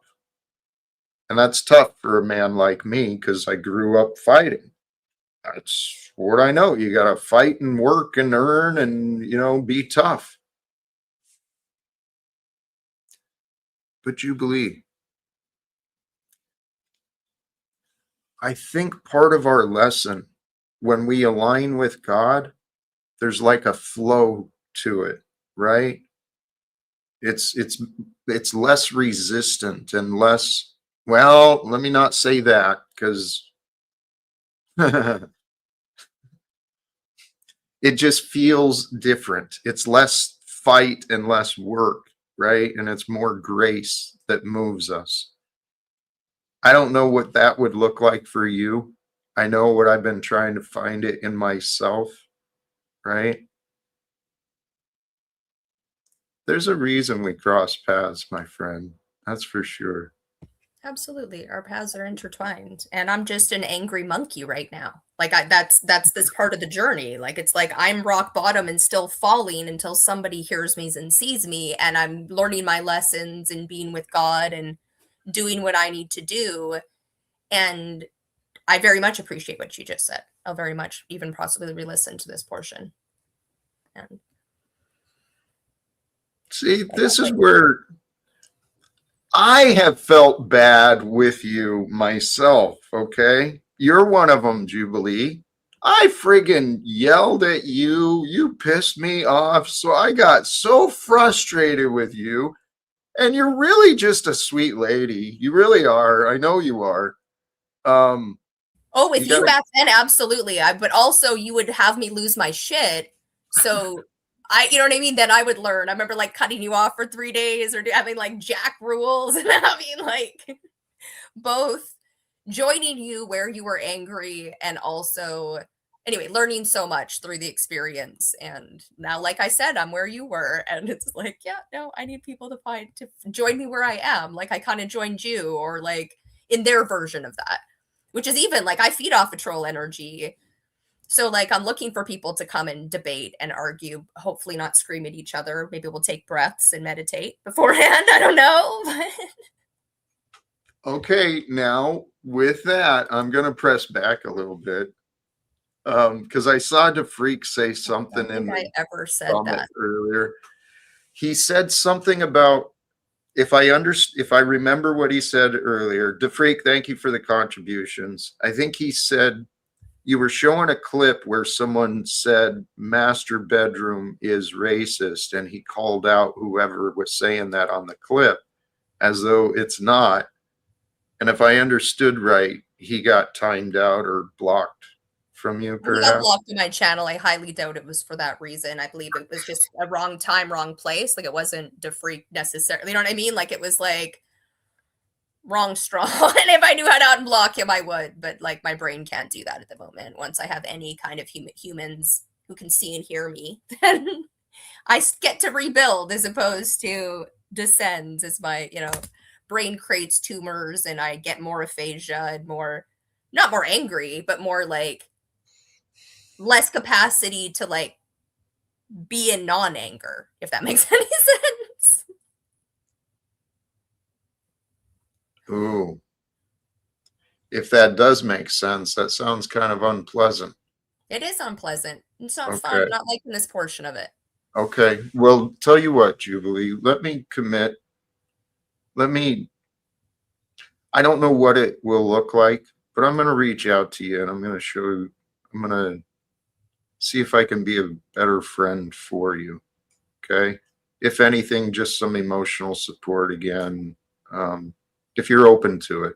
Like I said, I would love that, but it needs to be just joining me on my channel because it's where I can be. Like even Sure. voice notes on Facebook, like the demons come into the machine and technology ends up breaking down everywhere but people live on my StreamYard or sorry, on YouTube, you know what I mean? Through StreamYard is where I can do it with my brain. And then I look crazy because I'm like, right, no, like voice notes aren't transmitting, texts aren't showing up. Like it's like, no, this is where God wants me, or this is where anyway, it's where I am, and either coming here and seeing you when God, the creator, the moment, the flow calls. I live in flow, and like once I'm capacitated, I don't like. I'm sure my brain comes back more. I've been in autistic burnout since before I knew I had autism, so. It's all coming together though. It is all coming. I mean, if you can work on this, I'm not saying it's right for you, but it's worked for me. Okay. The mental strategy of convincing my nervous system, it's okay. Okay. It's okay. Just relax. Right. Or if something comes up that feels unsettling, I tell myself, okay, that happened. Okay, that happened. Right. Just like to keep your friend myself just calm. now told me to breathe and I freaked the fuck. Yep. Yes, you did. It's Yes, like, you all right, did. why did that feel like me being hit by a car? It's like, why? It's like, yeah, no, I'm gonna figure that out. Like, that had nothing to do with him in that moment, No. right? Like zero. I know that. Like that's Yes. See, and this is why I know you're. first 30 seconds. What was that? The what? I said sorry, especially like the first 30 seconds. And I was like, Hey, this is why I know in my heart, I trust you're going to do just fine, my friend, because you have the awareness. You're willing to go reflect. You're willing to go back and look and reevaluate, right? And that's where it shows you care and you growth. Oh, he's telling you how. that doesn't help. That's what I mean by no one sees and hears what I can and can't do. And still there's a fucking human being in my life who can do Tell those you what. things. I cannot do them. Tell you what I will do is I'll receive that reminder from DeFreak, and hopefully I can act as another human being in your life to help support you, to help you get whatever. We'll find something we can do. Okay. I appreciate it, Jack. And I know you're a man of your word. And You mean it, and we'll do everything within your capacity, whatever that is. Well, I'm feeling of faith. I've been learning how to surrender, right? Surrender myself and accept this is where I am and this is what it is, and I'm okay. And it's okay. And we're all going to be okay. Especially, man, when we choose love. I agree. I feel like I had a piece of paper of why I came up here, which was when you were talking, though, I don't know, you said give up something, and I put give up what? That's not what it was, though. You had said that we are neurons in God's thoughts, and I wanted to add that one of the things that was coming up for me recently with God was like that, not that there isn't any God, but when we pray to God, it's a little useless because we're the thought and prayer. We're the action. Humans are the ones who actually have the ability to do something about it. So that's like, if you go to God to what am I supposed to do? Or how do I, that's different than like, hey, fix this. Fix the world peace. It's like, you're supposed to fix the world peace. Exactly. That's what I've been learning too, is to go to God with the heart of cooperation, realizing it is a relationship. And if I can trust in God, then I believe God can trust in me, right? It's a two-way street, and it feels good to give appreciation and thought to Most High. Someone asked earlier if I found God in the rooms of AA. Or, yeah, did you discover God through the 12 steps? Admittedly, the 12 steps opened my mind up to considering the idea of a higher power again. So in a way, yes. And actually working with a sponsor, feeling the shift within myself, feeling the healing power of truth. Yes. That's where I first feel I tasted God, is in recovery.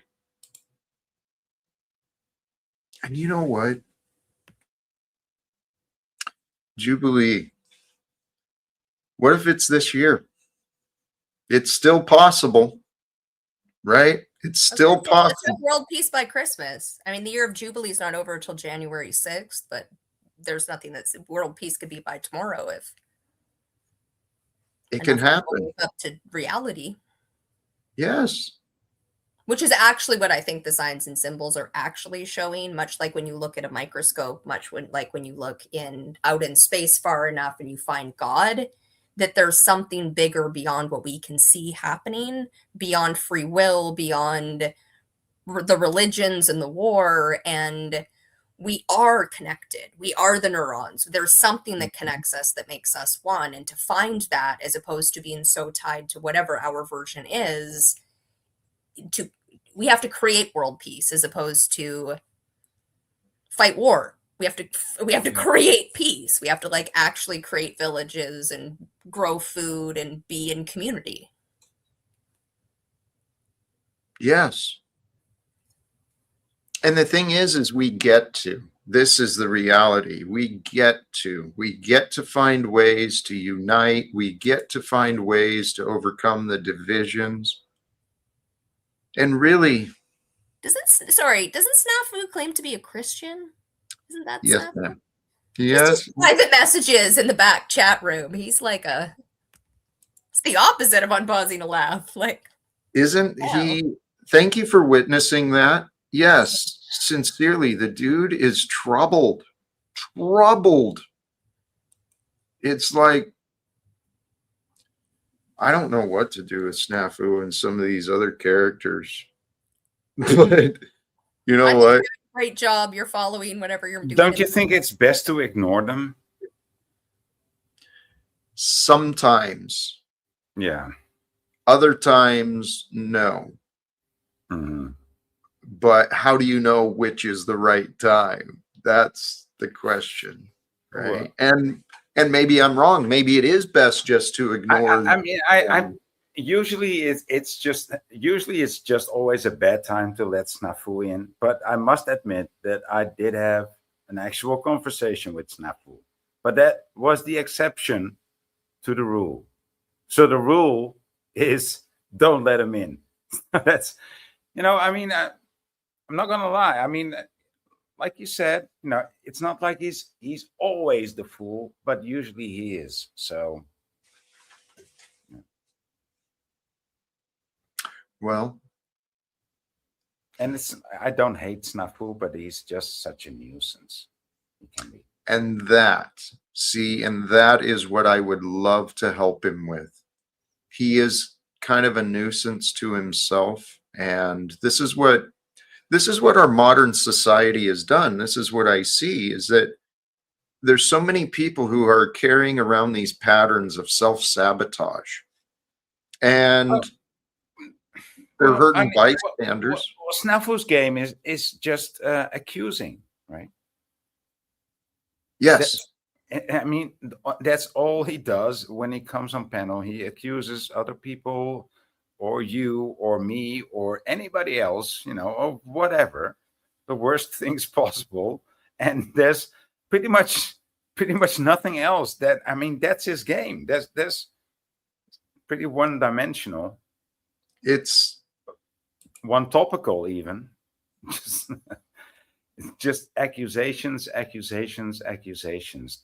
Snafu's game. It's like, the devil. Is he the demon? Is he the demon?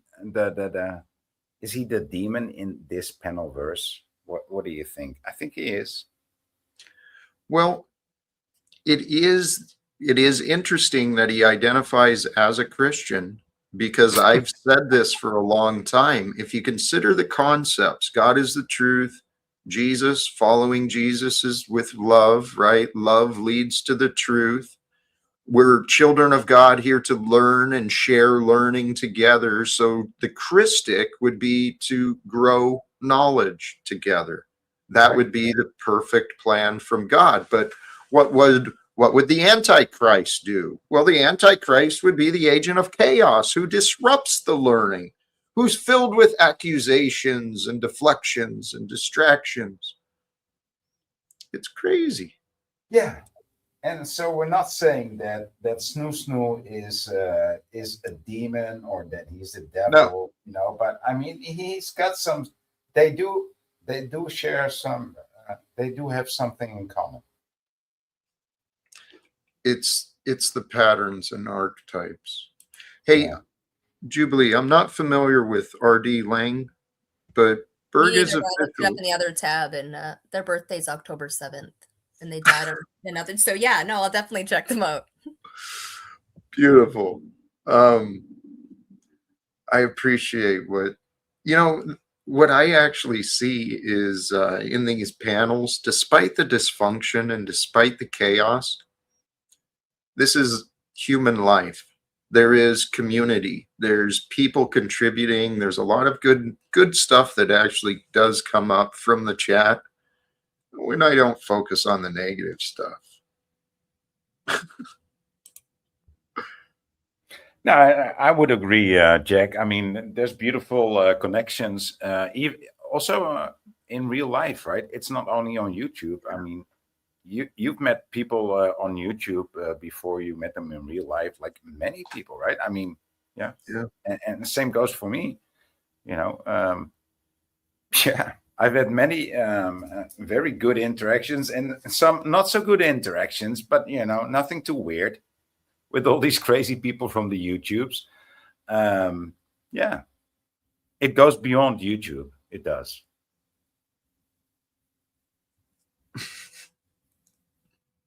It did show up here. I couldn't tell whether it only showed up on my channel or not. I streamed on mine so that it would only show up.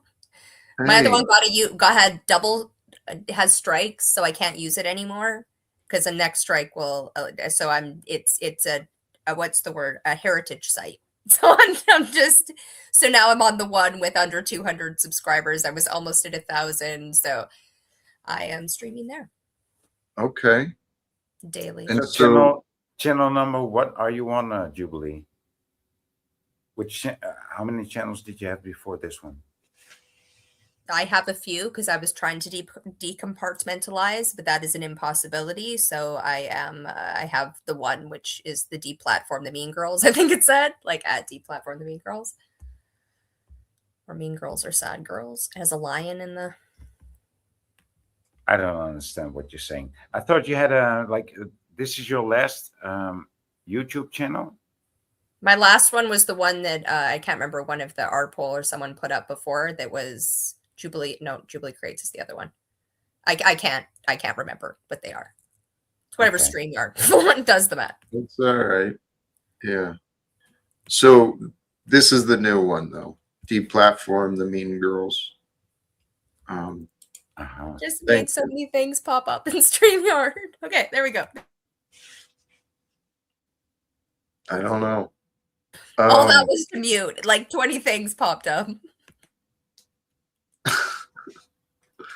All right. Hey, I appreciate it.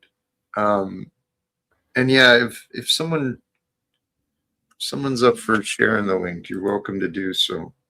But I do wonder, how are you guys feeling? I mean, I'm feeling like maybe starting to wrap up, but if you have other ideas, things you want to discuss, we certainly can. No, I'm a bit flabbergasted momentarily. So I mean, if you wanted, we could discuss world peace by New Year. well, I mean, that's your and Jack Talcott's terrain. It's not your jam. You don't like world peace. Mm-hmm. He does. So I will leave the two of you to it, to world peace, and I think you'll solve it. Thank you for having me on, Jack, and nice to meet you, Jubilee. Nice to meet you too, Voy. Hey, one of my best moments. Thank you, Voy. Blessings to you. From here. Bye, Voy. Yes. So world peace. That is the purpose. Oh no, you had said something about giving up. Also, like you had said that there was something in your step about giving up, and I wanted to know what that meant. What piece of that? I don't know whether that is part of the world peace, because it feels like it is. Like it's what your last learning is. I would love to hear what your current best path to world peace is. Whatever you want to share.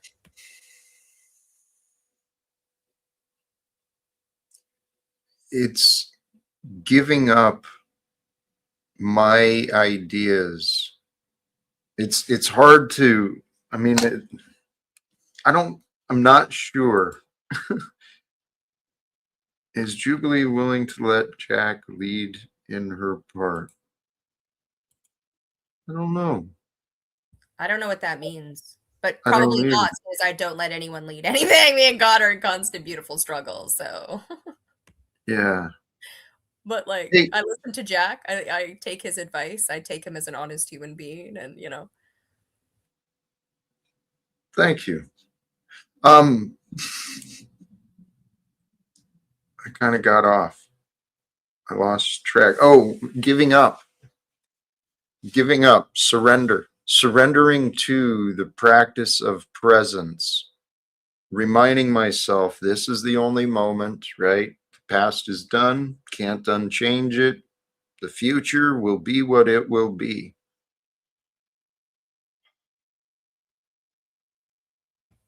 I think you're really amazing at that. I think that is a great path to world peace. Not ignorance to what's happened, not like we're pretending it didn't happen, because that does not lead to peace, but a accountability and allowance for growth and an ability to show up the next day and get it wrong again and again and again, maybe too many times, but you know what I mean? Like, it's better that way than shunning people from the village and cutting them off for. Well, I was looking for, someone put it in the comment about, peace really does begin in the mirror. We've got to find our own method of finding peace and comfort in our skin. There we go. World peace starts at home in the mirror. I did not really recognize how true that is until I started really scrutinizing the guy in the mirror. And when I started looking at me a little bit more honest and I saw my part, my involvement in my bitchiness, my sadness, my anger, my depression, once I saw my part in it, I wanted to change. And this is where I realized, right, that idea of the serenity prayer. We've got to really be aware of what we can change, what we cannot change, right? And find the wisdom to deal with that difference. Because some things we can change, but maybe not right now, right? You know, there's things in your life you could change, right? It's just not available right now, either circumstance or support, opportunity. I'm looking for people to unvalidate the signs and symbols, freak. Like literally, it's like walking out of my house, and instead of seeing just the car that I drive every once in a while, it's like every car on the street is make, model, exactly the same. I scratch mine and they all have a scratch. Like it's that ridiculous, and everyone has that happen. They're like, yeah, what's your problem? This is totally normal. Like it's like I'm looking for people to invalidate it. I'm looking for people to point out the reality I'm not seeing. They're unfortunately like, what are you making it mean? That I'm the Jubilee. Well, what does that mean? Right. It's unfolding. It's unfolding. I don't know. It's a mystery putting together. Jack's a part of it. You're a part of it. Everyone who is here on Earth is a part of it. Yes. I'm sadly, greatly, wonderfully, I'm not really liking this part of it, the Jubilee, which is a coincidence magnet. And people get hit with shrapnel around me. It's crazy making. Literally. I have a theory. What is it? I would love to hear it. What if your spirit is showing you these patterns, showing you the connections, so you see how intertwined you are? Because you just said it too. We are all in this together. If there's a Jubilee, it will be all of us. It won't just be you, right? It's everyone. And so the paradox you and I are dealing with, many others too, especially in these periods of isolation when we don't have a trusted friend with us saying, hey, am I crazy? Right? This is what I'm seeing. What would you think? Right? In the absence of that, oh, it's tough. It's real there's tough. literally no one. Like I remember that was one of the things that I got gifted when I first met you is I saw you as crazy. And so I was like, I don't know if you remember this first conversation. It was the only time I lied to you where I was like, I have a friend, I don't know if I called it psychosis, who's in psychosis or delusion. How would you deal with him? You gave great advice. And I was like, take that advice, Jack. Like I was like, give it back to yourself. And I got like, I was like, how would you recognize if you were crazy? Like, how would one know?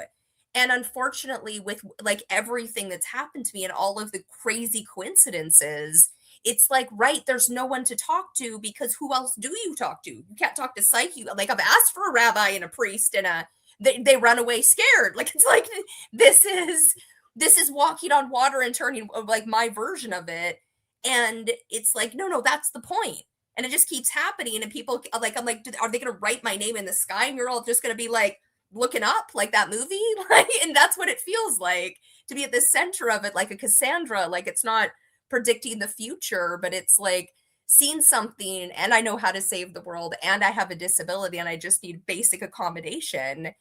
And then all of it happens. And it's like, that sounds crazy. Yeah, it's going to sound crazier because it keeps unfolding.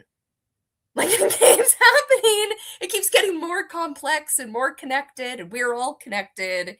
And it's like, yeah, so why are we capitalisming off a cliff? Why not live in villages and create and be art? And most of what we have is delusion. Most of what we have is like made up BS that we pass on for generations and generations instead of just looking at reality. And once we see reality, it's actually quite easy to have world peace. And I think you've probably gotten there faster than most, but can't communicate that piece of it because people can't see it. I literally have the signs and symbols to be like, look at this amazing, and they're like, yeah, that's crazy. You deal with the crazy. I'm like, it's not crazy.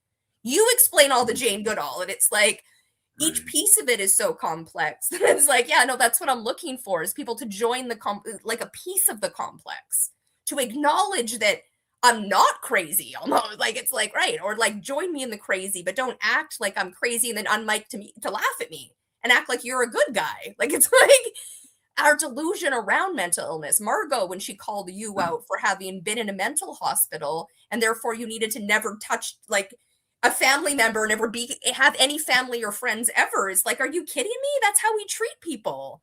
And then that's where we're supposed to send our loved ones or go when we're in a mental health crisis. Like, that's crazy. It is true. Hey, from the Ascending Ancient, you're not crazy, Jubilee, because you are self-aware and introspective.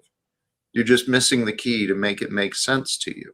I actually think that might be onto something, because of the fact you do have self-awareness and you are introspective. You're looking at you.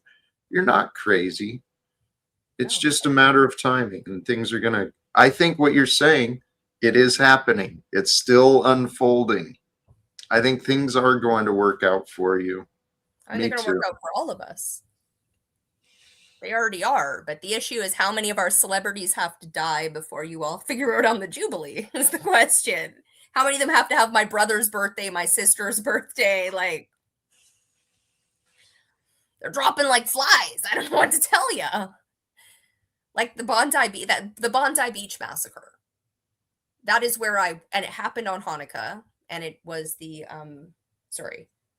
9/11, September 11th was already deeply intertwined in the signs and symbols. And Bondi Beach is where I was on September 11th, 2001. It was where I was walking around, and I read my journal articles.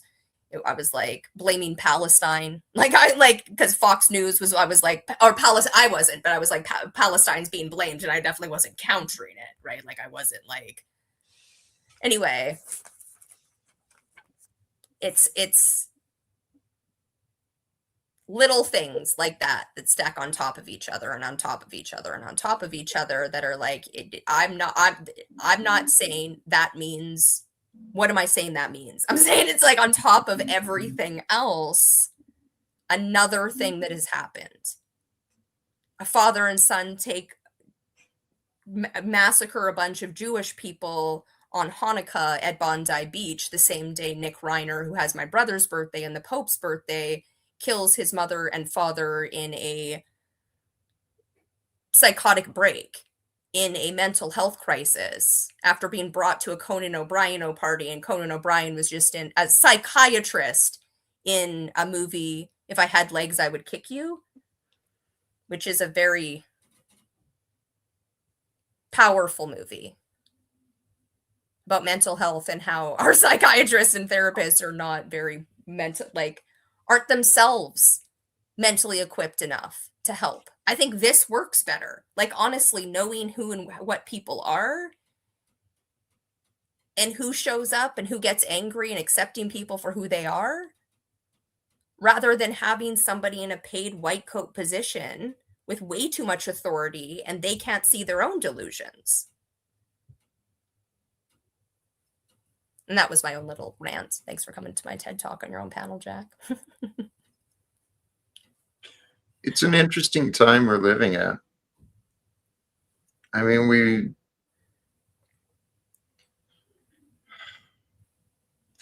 my mind, my eyes have been opened to different aspects of life than I never saw before in the past. But truly, Jubilee, there's there's something special happening. We are a part of this something special that's happening. It has been frustrating, not just for you, not just for me, but for many people tuning in, I'm sure as well. It's been frustrating for us because we haven't known. We haven't known exactly what was going to happen or the way that things would work out. I think that's life, right?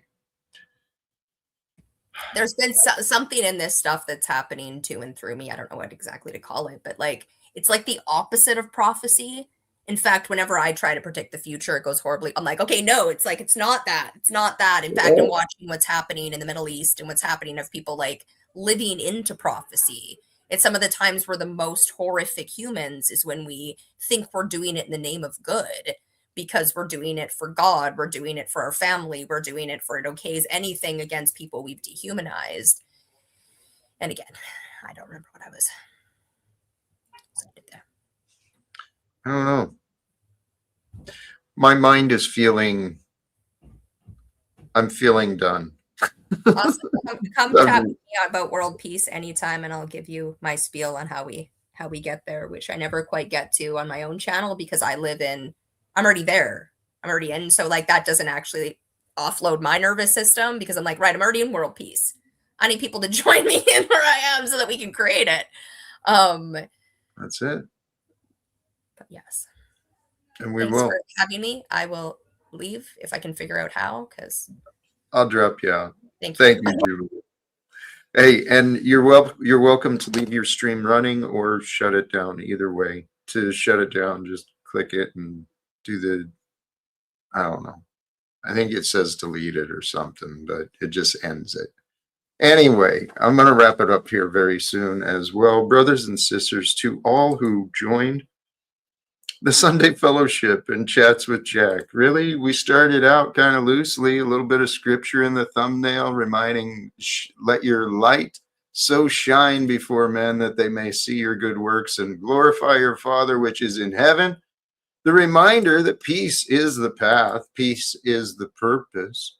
You are the salt of the earth. You are the light of the world. As Jesus was, you are. As Jesus was, I am. We are. Right? We are the light that was sent into the darkness. And does the darkness love the light? Not always. Not always. And guess what? We don't always shine our light brightly and authentically either. So if we can all look at ourselves individually amongst the collective, amongst the greater picture, look at ourselves and see, where is my light dimmed? Where am I casting out some shadows, some negativity, some darkness, some hopelessness, some guilt, some shame, wherever it is?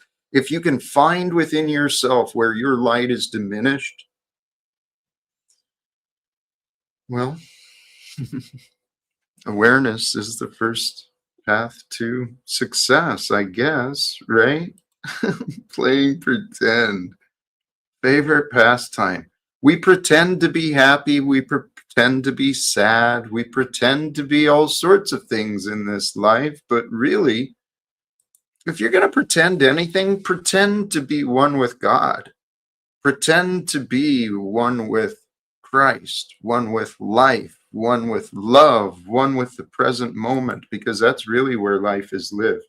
I'm going to wrap it up here. I said I'd do that a while ago. Thank you again, sincerely, to all of you. If you haven't yet, do the subscribe thing, invite others. Let's see if we can make this grow. Peace is the path. World peace is the purpose. Reforms are available for all of us. Repent, know God, right? Repent and know God for you. Be with God for you, not just for you, but for the world you live in. Till next time, thank you again. Choose love, peace for everyone, and live without fear. God bless us all. Peace.